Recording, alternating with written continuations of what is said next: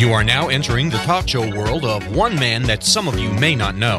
You may know baseball, you may know engineering, you might even know your own wife, but you don't know Jack and what he thinks about the issues. So sit back and listen to the edgy, entertaining, and educational talk show from beautiful downtown Richmond, Virginia. Now, here's Jack. Thank you, and good morning to you. You're here on the Jack Gravely Show. Hey, Billy, how you doing this morning? I still got that throat problem. Ladies and gentlemen, I've been telling you for the last several days that we would have the Democratic nominee for governor of Virginia, Mr. Terry Mcauliffe, on our show this morning. Terry Mcauliffe has always been open and available to this show. He is running a campaign across the state of Virginia, and I thought it would be a good time for us to talk to the gubernatorial candidate again. Good morning, Mr. Mcauliffe. Jack, good morning, and it's great to be back with you, sir. What are you doing? Where are you? What are you doing, and how's your campaign going? Well, we're doing great. As you know, since December 4th, we kicked this campaign off. We have been traveling from morning to night. We were in Lynchburg, Roanoke, Smithville. We're headed to Hampton Roads today.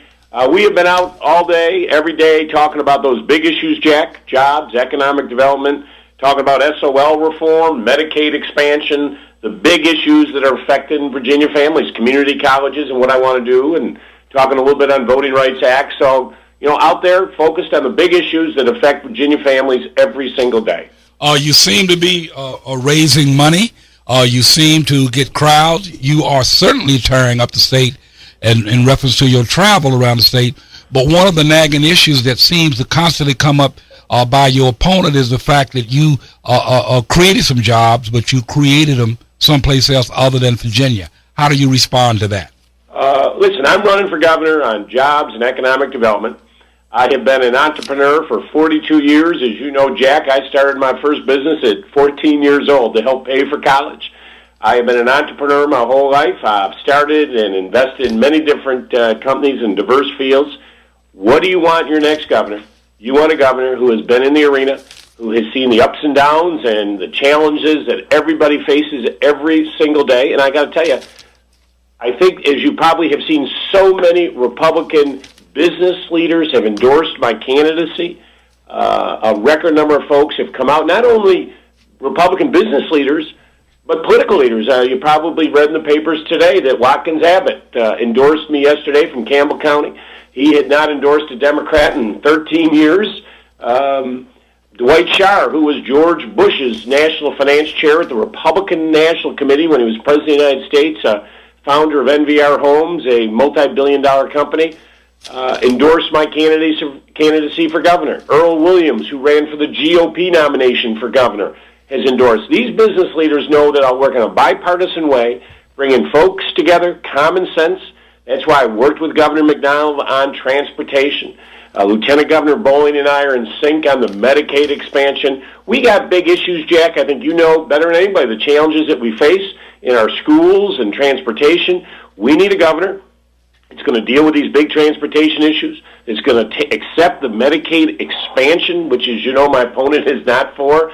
This is $21 billion that will come back to the Virginia economy over the next 7 years, create 33,000 new jobs, and 400,000 Virginians will get access to quality, life-saving care. So these are the issues I'm focused on, and this is what I talk about every day, and that's why, as you say, we're doing so well. Huge crowds showing up. I was in Lynchburg last night. 150 folks showed up at a reception for me. Just huge crowds.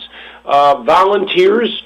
Last weekend, as you know, we had well over 1,000 people last weekend hitting the doors.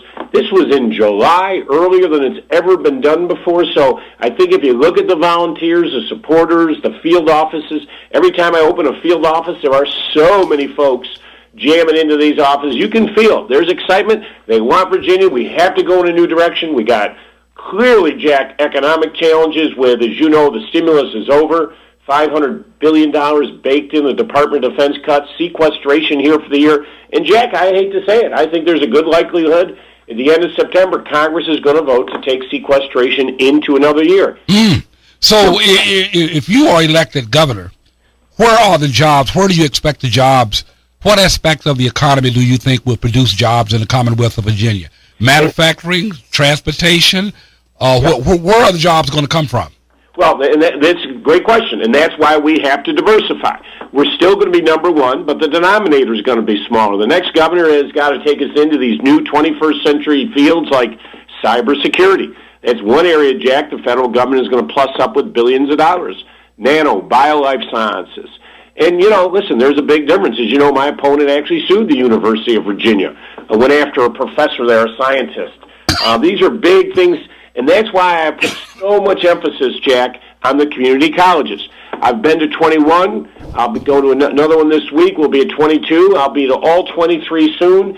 These are our workforce development engines of workforce development in the Commonwealth of Virginia. But as you know, Jack, in 2008, our contribution was $4,400 per student. We have dropped that down to about $2,500 per student. We got to invest in education. We got to reform. The SOLs are not working. We got to reform those. You're exactly right. Healthcare is one of the fastest growing areas.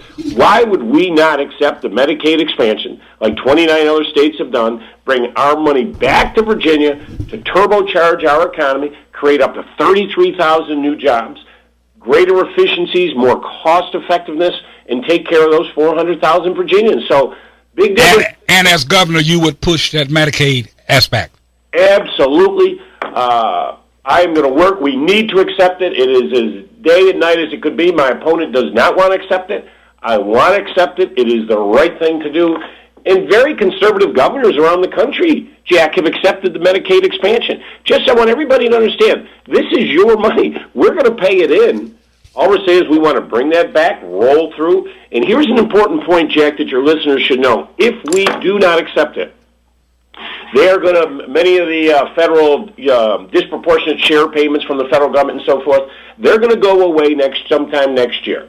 Now, that means that our hospitals today who are reimbursed, let's say, for indigent care and emergency rooms and so forth, those reimbursements will no longer exist sometime next year. So our hospitals, one report we've seen, up to $190 million of cost to our hospitals. That will cripple our rural hospitals, obviously at VCU and the amount of work that's being done there. Every hospital is going to be impacted. So there's a cost to not taking it. And there's a real toll on our citizens who desperately need health care. There are a couple other issues I want to hit on with you, Mr. Mcauliffe. Mr. Mcauliffe, what is your view and what would be your position and policy on the gift laws to Lieutenant Governor, Attorney General, and members of the General Assembly if you are elected governor? Will you propose law, will you back law, and will you be supportive of it? Yeah, and I have a proposal out there now, which I've had out for several months. Two things. One, independent ethics commission, and if you go to my website, terrymcauliffe.com, I lay out how they would be appointed so that the people who are under investigation shouldn't be investigating themselves. And number two, most importantly, I'm proposing a $100 gift ban. No state elected official, Jack, should take more than $100 from anybody. And what officials would that cover, specifically? What officials would that cover? All people. Well, first of all, I'm going to propose it for the entire General Assembly, Jack. Okay.